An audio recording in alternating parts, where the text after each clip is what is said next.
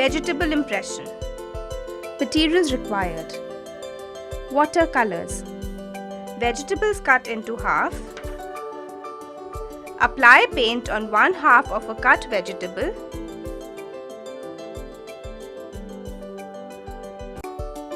Then place it on the drawing and push it firmly.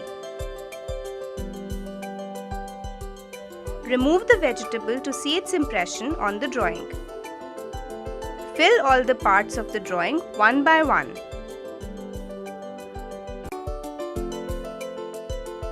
Let it dry, then color the rest of the drawing.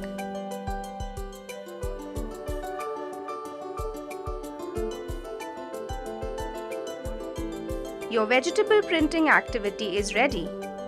You can follow the same steps to do any other vegetable painting.